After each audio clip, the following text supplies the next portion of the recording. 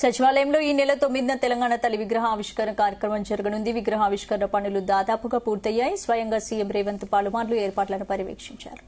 17 అడుగుల పొడవు 3 కోట్ల వ్యయంతో విగ్రహం ఏర్పాటు చేశారు. మరోవైపు తెలంగాణ తల్లి విగ్రహంలో పలు మార్పులు చేసినట్టు తెలుస్తుంది. తెలంగాణ తల్లి చేతుల్లో బతుకమ్మ కంకి మార్పు ఉందనే టాక్ నడుస్తుంది. దీనికి సంబంధించిన పూర్తి డీటెయిల్స్ మా బ్యూరో చీఫ్ నరేందర్ అందిస్తారు. సచివాలయం దగ్గర ఉన్నాను. రాష్ట్ర వ్యాప్తంగా కూడా ఒక చర్చ జరుగుతోంది.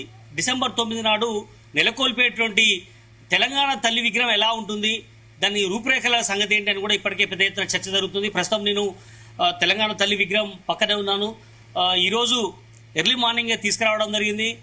ప్రజెంట్ మొత్తం కూడా కవర్ చేసి ఉంది. మనం చూస్తూ secretariat doctor BR Ambedkar Telangana రాష్ట్ర సచివాలయం ప్రధానమైనటువంటి ఎంట్రెన్స్ బయటనే ఇది కనిపిస్తుంది.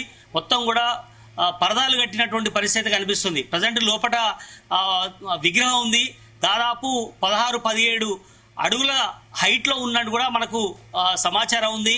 అంతేకాకుండా ప్రజెంట్ ఈ మొత్తం చుట్టూ ప్లాంటేషన్ చేస్తున్నటువంటి ఏదైతే ఉందో ఈ ఫౌండేషన్ కానీ ఈ చుట్టుపక్కల గార్డెన్ కావచ్చు, ఇవన్నీ కూడా దాదాపుగా ఈ ఖర్చు దాదాపు 3 నుంచి 4 కోట్ల రూపాయలు వెచ్చిస్తున్నట్టుగా కూడా మనకు తెలుస్తోంది.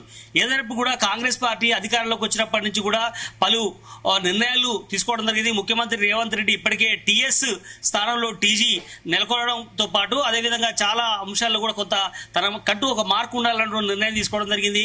ఆనాడు 10 ఏళ్ల క్రితం నెలకొల్పినటువంటి తెలంగాణ తల్లి విగ్రహం ఏదైతే ఉందో దాంట్లో కొన్ని మార్పులు చేయాల్సిన అవసరం ఉందని కూడా రేవంత్ రెడ్డి గత కొన్ని సందర్భాలుగా చెప్పిన సందర్భం. అందుకనే బయట రాష్ట్ర సచివాలయం బయట ఈ మధ్యకాలంలో నెలకొనడం జరిగింది. రాజీవ్ గాంధీ విగ్రహం ఎప్పుడైతే ఏర్పాటు అయిందో అది పెద్ద ఎత్తున విమర్శలకు పాలైంది.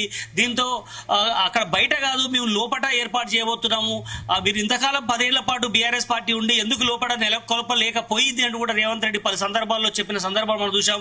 కనుక మేము ఏర్పాటు చేస్తున్నామని కూడా చెప్పి ఆ ఇష్యూకు చెక్ పెట్టినటువంటి పరిస్థితి మనం చూడడం జరిగింది.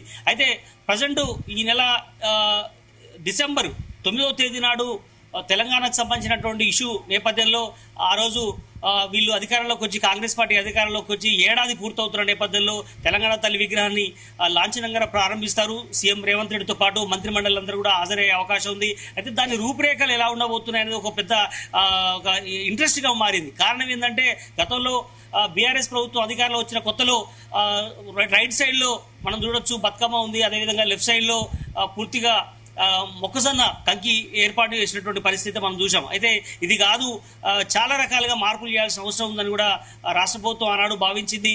చకచకా ఈ పనులు చేసుకుంటూ వచ్చింది.